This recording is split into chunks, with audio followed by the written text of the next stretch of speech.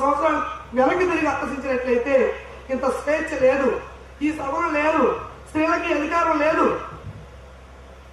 ఈనాడు ఇంత స్వేచ్ఛగా ఈ సభల పూర్వకంగా ఈ మహాత్ములను దర్శించుకుని ఇంత అనుభూతి పొందుతున్నామంటే ఎవరి యొక్క దివ్య ఆశీర్వాదము, అవసరం ఆశీర్వాదం కాదే కాదు కాదు కాదు సద్గురు మహర్షి మలయాళ స్వామి దివ్య ఆశీర్వాదము.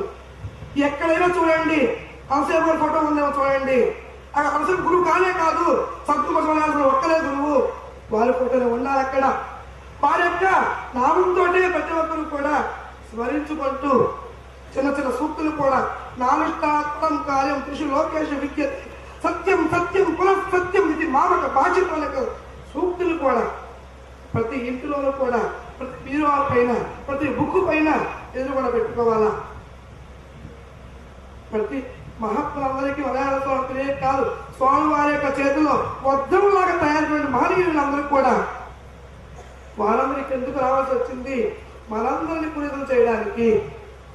వారి యొక్క మలయాళ స్వామి లోకానికి ఏమి చేశారు అనే విషయాన్ని మనందరికీ తెలియజేయడానికి, మనకు చైతన్యం చేయడానికి ఈ యొక్క జయంతిని పురస్కరించుకొని విశ్వశాంతి జ్ఞాన యజ్ఞం వేదిక మీదకి మనందరూ కూడా ఆశీర్వదించారు.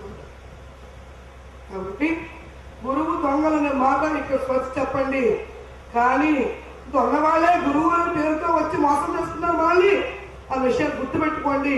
దుర్మార్గాన్ని అరికట్టండి, ధర్మాన్ని రక్షించండి. ధర్మం రక్షిత రక్షిత. మన ధర్మం రక్షించుకోకపోతే మన ధర్మాన్ని ఇతరులు భక్షించేస్తారు. మలయాళ స్వామి కీర్తి, మలయాళ స్వామి గీత ప్రచారము ఏదైతే చేశారో గుర్తు చేసుకోకపోతే అరగట్టుపోతుంది. మనం కొద్దిగా తెలుసు, మన పిల్లలకి అసలుకే తెలియదు, మన మనకి అసలే తెలియదు.